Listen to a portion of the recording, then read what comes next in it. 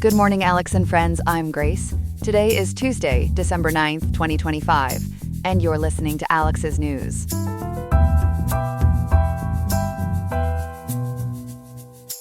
The high in Riverside today is 79.9 degrees, with a low of 58.2, so expect a mild day with plenty of sunshine, perfect for getting outdoors without overheating. Coming up on the show, we'll break down the federal judge's recent ruling that halted President Trump's proposed moratorium on wind energy projects, and explore the reasons behind IBM's massive $11 billion deal to acquire data streaming company Confluent.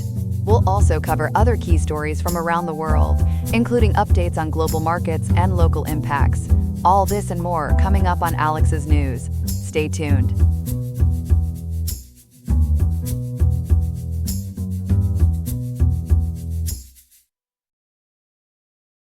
A big court decision on wind power dropped last night. Ethan, walk us through what happened. A federal judge in Massachusetts struck down the heart of President Trump's wind moratorium. U.S. District Judge Patty Saras vacated the section that told agencies to stop issuing permits for wind projects, saying it was unlawful and too sweeping. According to ABC News reporting on the Associated Press story, that clears the way for stalled projects to move again. The ruling came yesterday, December 8, 2025, just under 10 months after the order was signed. What exactly did Judge Saras say was illegal? She focused on the blanket permitting pause, known as Section 2 of the order. In her opinion, there wasn't a rational connection between the brief justifications the White House offered and the massive nationwide halt that followed, as Courthouse News Service summarized. She also said agencies ignored states and developers' reliance interests, and failed the Administrative Procedure Act's requirement to act within a reasonable time. In her words, not acting at all isn't a lawful option. So does that mean all wind projects are back on?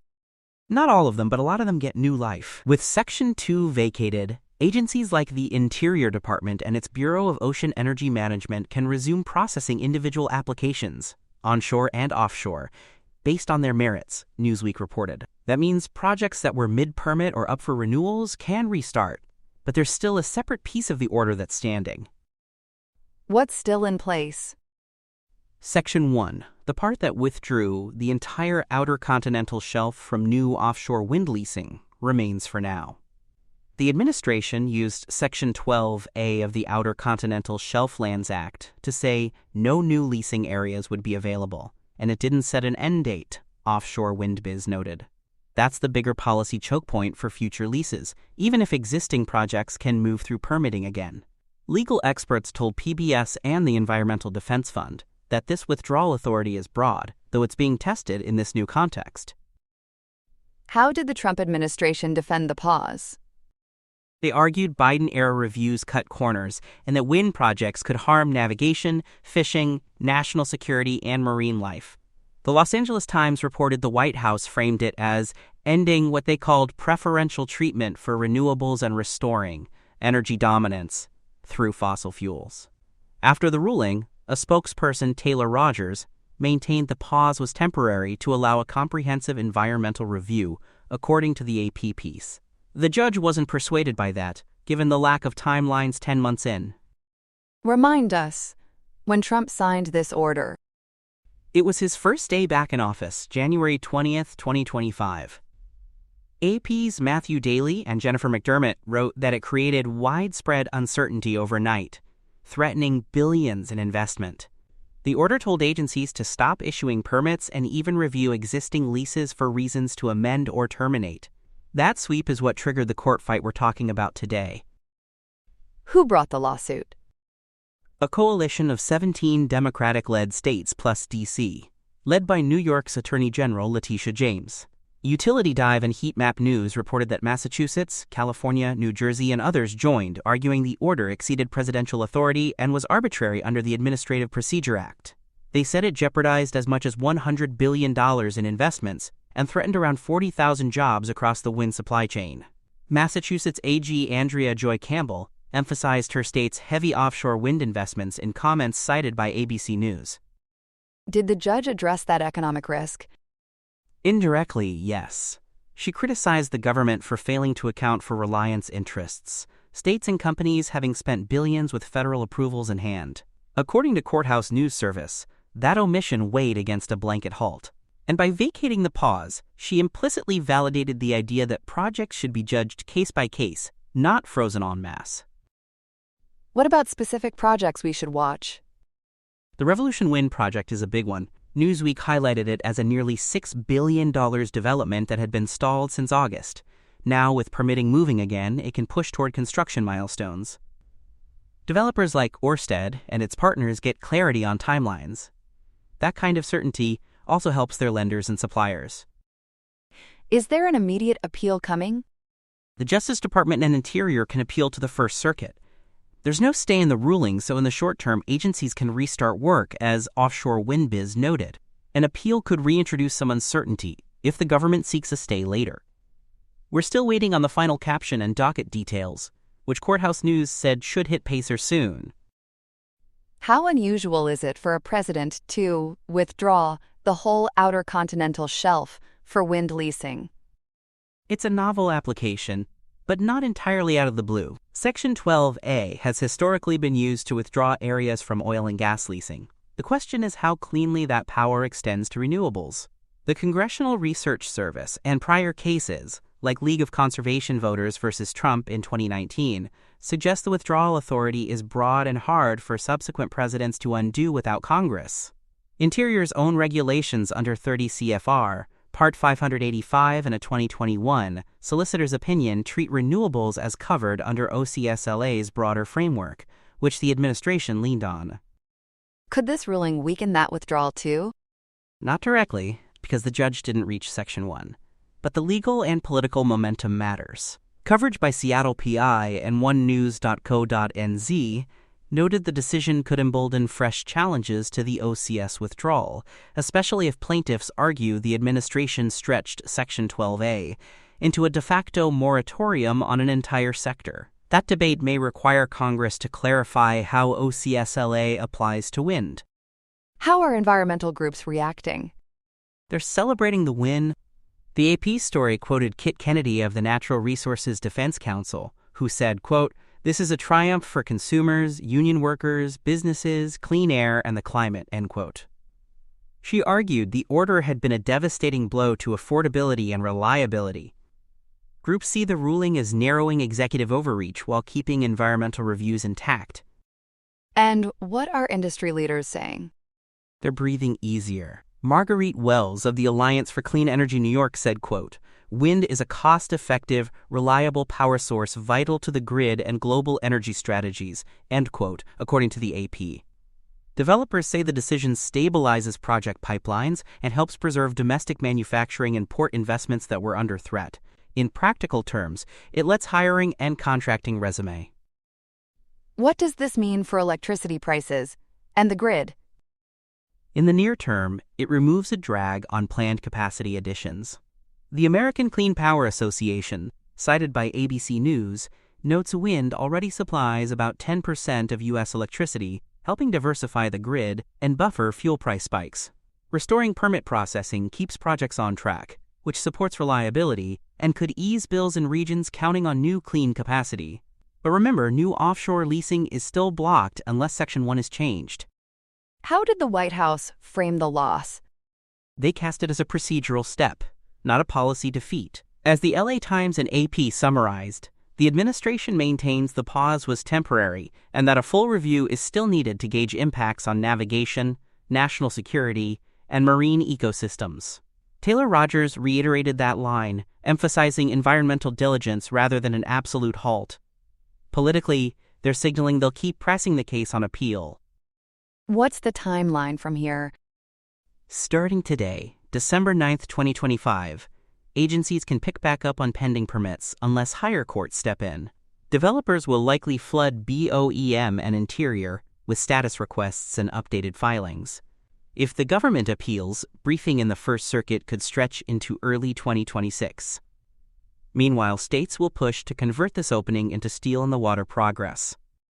Does this shift anything for onshore wind? Yes, at least where federal approvals or land are involved. Section 2 had roped in onshore permits tied to federal lands, rights of way, or federal financing, as Heatmap News explained. With that gone, onshore projects, depending on federal easements or reviews, can move again, which matters in the West and Midwest. It's a broader thaw than just the offshore story. How big were the investments at risk? Newsweek and the AP pegged the threatened pool at $75 to $100 billion. That's not just turbines, it's ports, shipyards, transmission upgrades, and factories for nacelles and blades. States highlighted that scale in court filings, arguing the freeze would ripple through local economies and union jobs. The judge's ruling helps preserve that industrial build-out. Did the court say anything about environmental review itself? She didn't undercut environmental laws. The ruling says you can't use uncertainty over NEPA paperwork to justify stopping everything indefinitely. Agencies still have to do robust reviews. They just can't sit on their hands without explaining why a total pause is necessary. NPR has made this point in similar administrative law cases. Courts want reasoned decisions, not blanket freezes. You mentioned case law earlier. How does that 2019 case factor in? League of Conservation Voters versus Trump dealt with whether a president could reverse another's OCS withdrawal for drilling. A federal judge said no, underscoring that withdrawals stick unless Congress acts. PBS's coverage of that case noted the breadth of 12A authority, which the current White House now cites to include renewables. It's relevant because it shows how sticky withdrawals can be once made. How are fishing and maritime groups reacting? Mixed, and largely outside the four corners of this ruling. The LA Times noted the administration raised navigational safety and fishing impacts to justify the pause, concerns some industry groups share. But with permitting back, those issues will be hashed out project by project through mitigation, siting changes, and Coast Guard input. That's the normal process NEPA and BOEM already use. What's at stake for states like Massachusetts and New York? A lot. They've built policy around offshore wind targets and poured money into ports like New Bedford and the South Brooklyn Marine Terminal. ABC News relayed Massachusetts, warning that uncertainty could derail its renewable goals. With the pause lifted, those state plans are back on firmer footing, though new lease areas remain in limbo. Any sense of how courts might view Section 1 if it's challenged? It's a tougher climb for challengers. The statutory text of Section 12A is broad: withdraw any unleased lands. And Interior's own regulations treat renewable energy under OCSLA's umbrella. EDF and CRS analyses suggest courts could uphold the withdrawal, even if they question its breadth. But because wind leasing is newer than oil and gas, we're in some untested territory. How are international outlets framing this? As a clash between federal power and the clean energy economy. One News in New Zealand and PTI News summarized it as a signal to investors that U.S. courts will police executive overreach in energy policy. That narrative matters because global firms finance these projects. Stability in U.S. rules helps unlock cheaper capital. Does this affect grid transmission build-out? Yes, indirectly. Utility Dive reported states tied the order to delays in transmission lines needed for offshore wind landfall and onshore integration. With permitting moving again, those network upgrades can align with project schedules, reducing bottlenecks. Transmission is often the long pole, so timing here is critical. What should listeners watch for this week? Two things: whether DOJ files a notice of appeal and whether BOEM issues updated guidance to developers. Courthouse News expects the full opinion to appear on PACER, which will clarify the judge's reasoning in detail.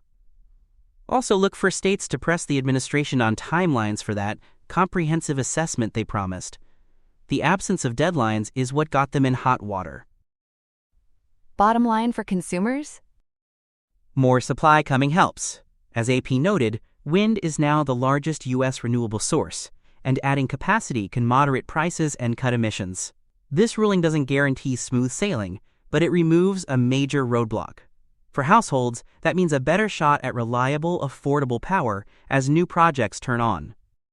Final thought on the politics. It epitomizes the tug-of-war between a fossil fuel-first federal agenda and state-level clean energy plans. Seattle PI framed it as a pivotal test of how far a president can go in redirecting an entire sector with a stroke of a pen.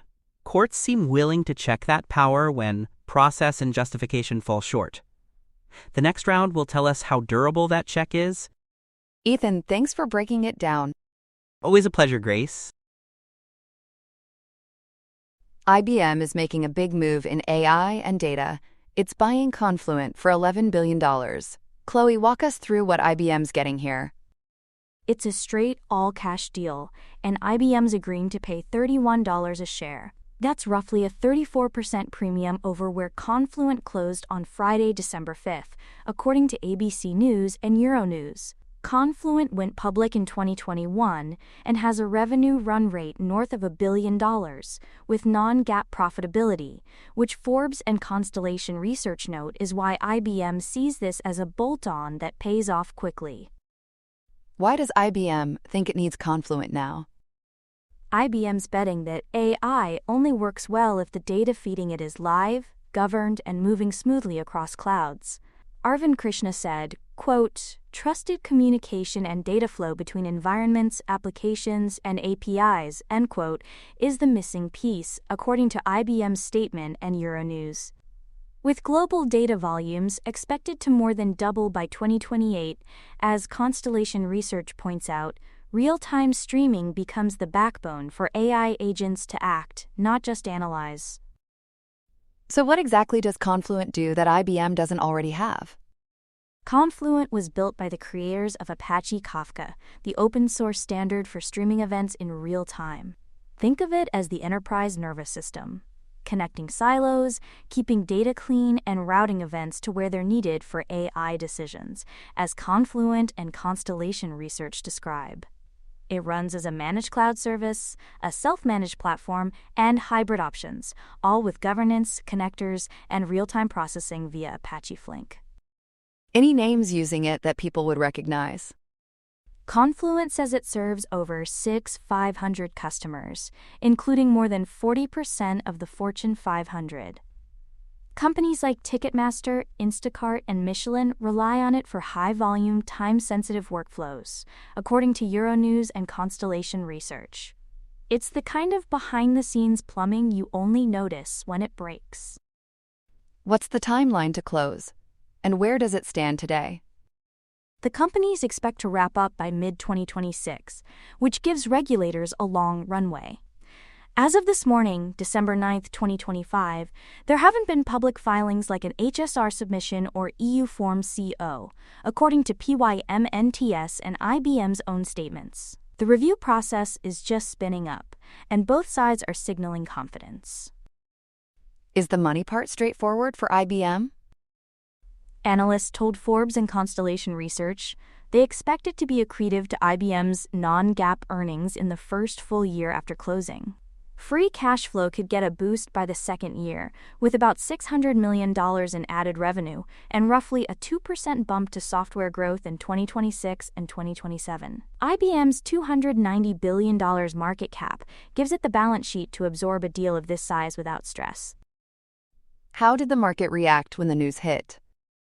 Confluent shares jumped around 29% in pre-market trading on Monday, reaching levels not seen since early spring, according to ABC News and The Street. IBM's stock ticked up slightly, about a half to nearly 2%, after an initial wobble that ABC News noted. The response suggests investors see strategic logic without worrying about IBM overpaying.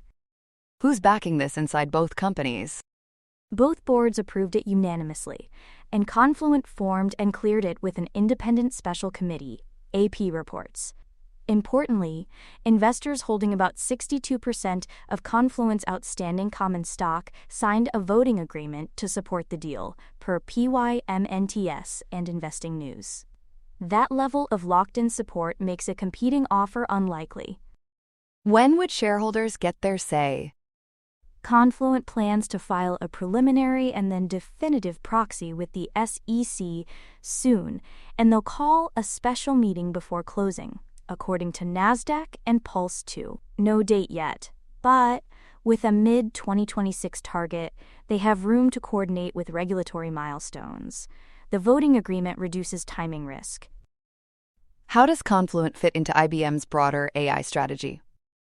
It snaps into IBM's data and automation portfolio and Red Hat's hybrid cloud, giving IBM a fast lane for real-time data across clouds, data centers, and edge. Constellation Research calls it the missing layer for an AI nervous system that lets agents make real-time decisions. It also complements IBM's 2025 HashiCorp acquisition on the infrastructure automation side, extending control from apps down to pipelines and clusters. Any reaction from Confluent's leadership?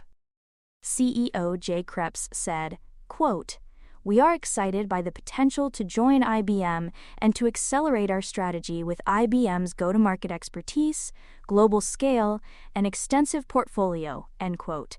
As Euronews and Constellation Research noted, the plan is to keep Confluent as a distinct brand inside IBM after closing. Until mid-2026, they operate independently. Regulatory scrutiny has been tough on big tech. What's the risk here? IBM cleared HashiCorp in the US and UK earlier this year and got unconditional approval for Red Hat in 2019, which the Washington Post and EU announcements covered at the time. But regulators may look harder now because streaming infrastructure is an input to AI markets, as legal analysts at Cleary Gottlieb and commentary at Cooley suggest. The EU's Digital Markets Act could trigger questions around interoperability and access to proprietary connectors to avoid lock-in. Any signs of an investigation yet? Not yet. As of today, there are no second requests in the US or Phase 2 moves in Europe publicly disclosed, per SiliconANGLE and Morningstar. Review clocks haven't started in earnest, so we're early in the dance. Could regulators ask for conditions? They could push for commitments on open access, fair pricing, or data portability, especially around premium connectors and managed services.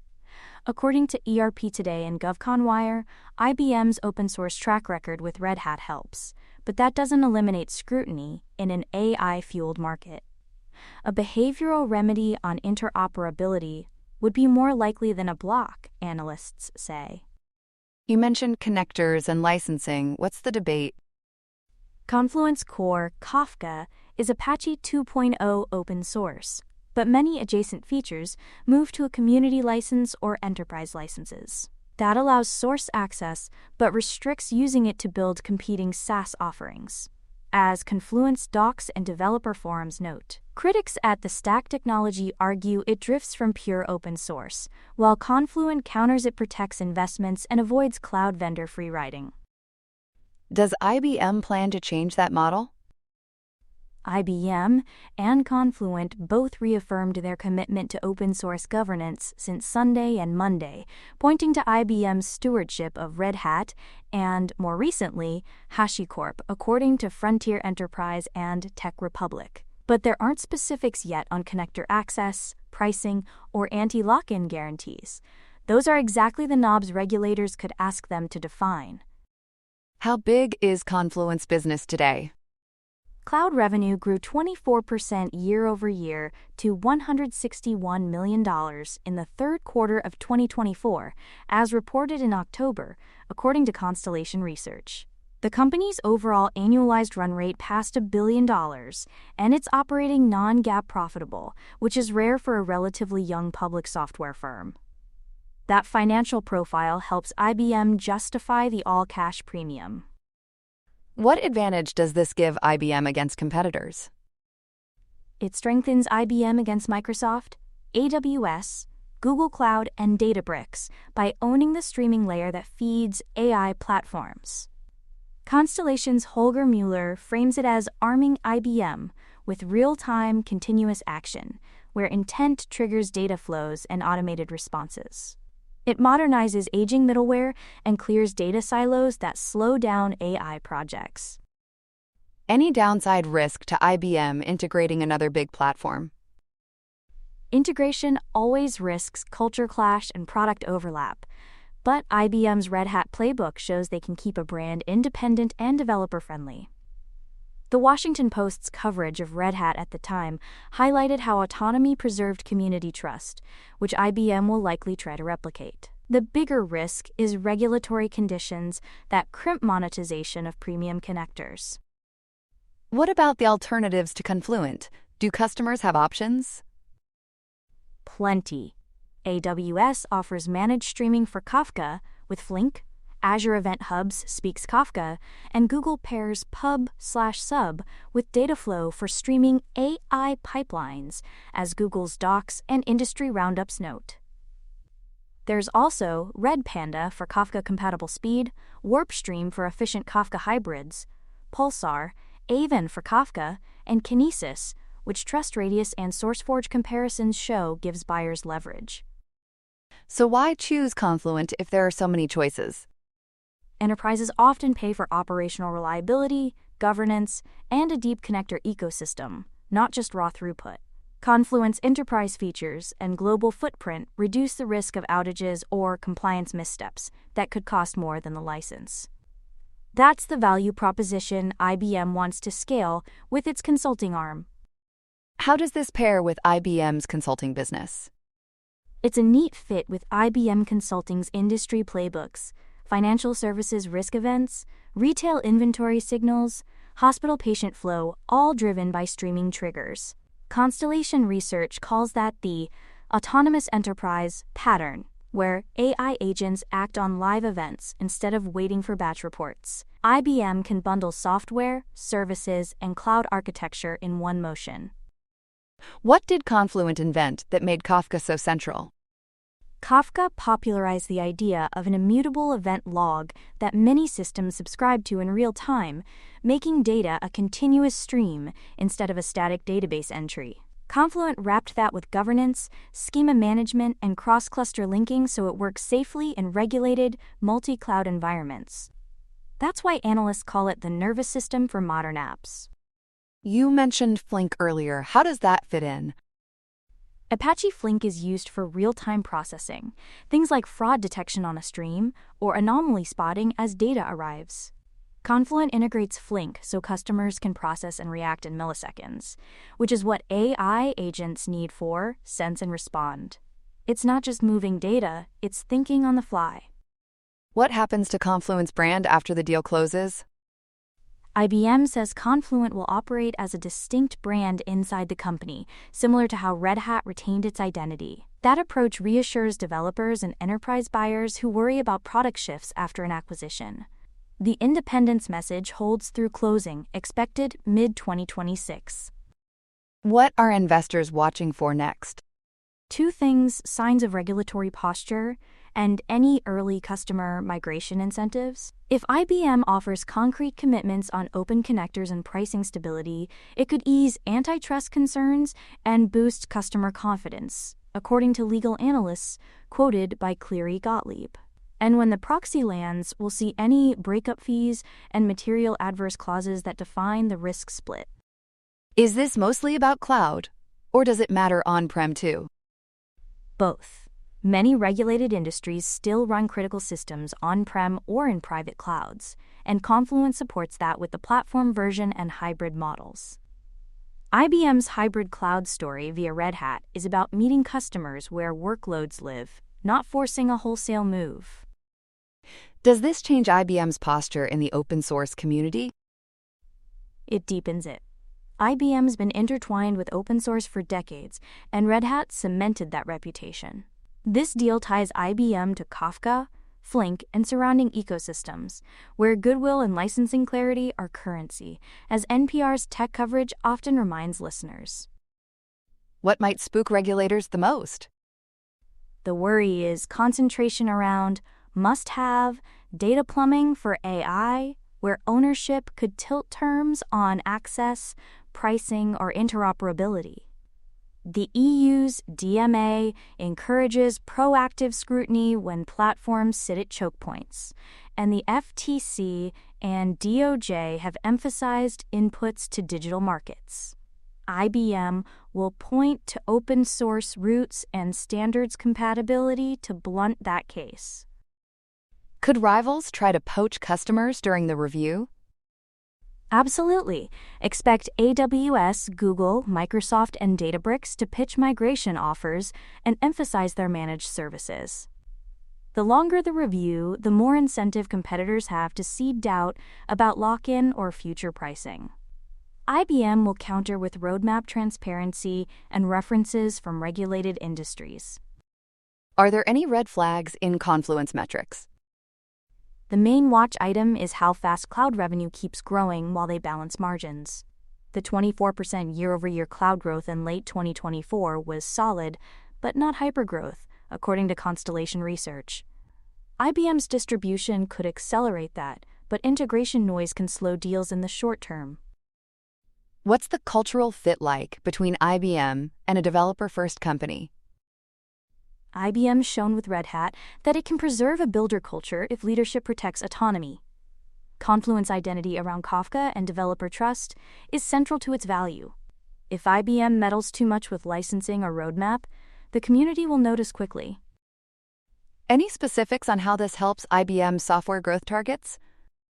Analysts cited by Forbes see roughly a 2% lift to IBM's software growth in 2026 and 2027, assuming close in mid-2026. The $600 million revenue contribution is an early marker, with cross-sell into IBM data and automation likely adding a kicker.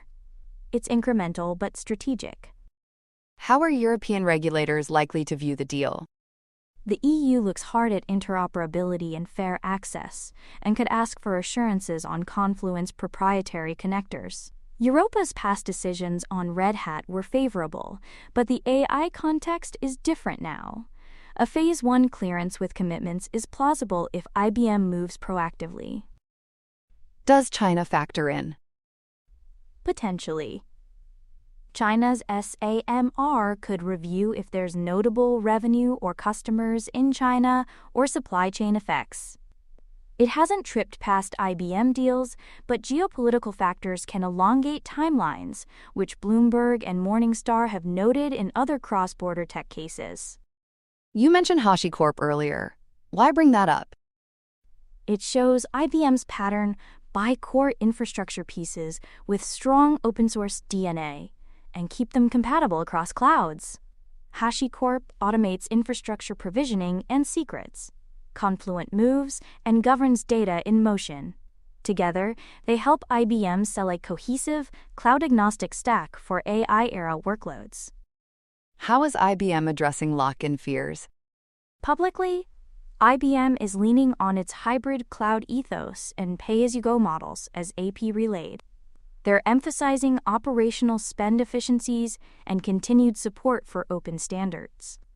The unanswered questions are about premium connectors, enterprise features, and pricing over time. If you're a CIO listening today, what's your takeaway?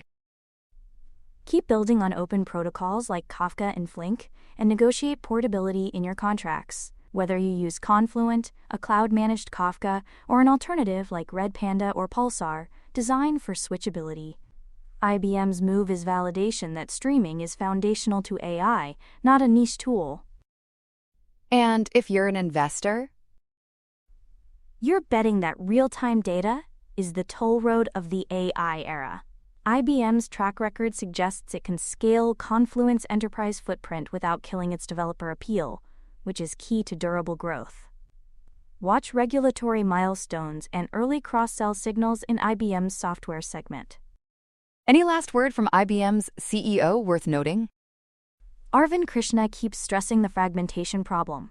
Data is scattered across public and private clouds, on-prem systems, and vendor stacks. He argues Confluent gives IBM the connective tissue for AI to act safely and fast across all of it. Euronews and IBM's release both frame it as essential, not optional, for enterprise AI. Bottom line on the path from here to mid-2026? Expect a methodical run file the proxy, begin antitrust notifications, and socialize interoperability commitments if asked. If the reviews stay standard, closing by mid-2026 is realistic, as analysts told ERP Today. The bigger story is what IBM builds on top once the pipes are in place. Chloe, thanks for breaking it down. Always happy to, Grace. Here are some other headlines. Northern Japan rattled but resolute after a magnitude 7.5 quake struck off Aomori late Monday night, injuring at least 23 and sending a 70-centimeter tsunami rolling into Kuji Port in Iwate. The Japan Meteorological Agency lifted tsunami advisories by Tuesday morning, but issued a rare megaquake advisory, flagging a slightly higher risk of a magnitude 8-class tremor along the northeastern Pacific coast. The shakeup shut down Shinkansen services, cut power to nearly 800 homes, and caused a minor, non-radioactive water spill at the Rokusho nuclear fuel reprocessing plant. With 182 municipalities now on high alert, Prime Minister Sanae Takaichi's emergency task force is stress-testing quake protocols so preparedness doesn't fall through the fault lines. In Washington, campaign cash meets constitutional clash as the Supreme Court heard arguments in National Republican Senatorial Committee versus Federal Election Commission, a case that could let political parties coordinate unlimited spending with candidates. Republicans say spending caps gag political speech. Democrats stepped in to defend the law after the DOJ bowed out. A ruling for the challengers would overturn a 2001 precedent and open the floodgates for party-funded candidate operations. Critics warn it's a loophole large enough to drive a money truck through. The conservative tilting court is expected to deliver a decision by June 2026. Mark your calendars and your checkbooks. Florida's governor put civil liberties in the crosshairs with a sweeping order labeling the Council on American Islamic Relations and the Muslim Brotherhood as foreign terrorist organizations, instructing agencies to block state funds, contracts, and jobs for the groups and anyone providing material support. CAIR fired back with a lawsuit, blasting the move as defamatory and unconstitutional. Florida becomes the second state to stick this label on a domestic civil rights group not designated by Washington, setting the stage for a First Amendment face-off where the sunshine may spotlight a storm, the boundary between national security claims and protected advocacy. From Beijing, a surplus of concern with a side of surplus. Premier Li Qiang warned that tariff tit-for-tats are a mutually destructive tango for the global economy, even as China's trade surplus surged to a record $1.08 trillion in the first 11 months of 2025. Exports to the U.S. fell 29% amid friction, but shipments to Southeast Asia, Europe, and Africa kept Chinese factories humming, rerouting goods like water finding a new channel. The milestone suggests protectionism is reshaping, not shrinking, the supply chain, leaving Washington's rebalancing act looking more like a seesaw and prompting partners in Europe to eye an oncoming import wave with growing unease. And in Prague, a political comeback with a coalition kicker.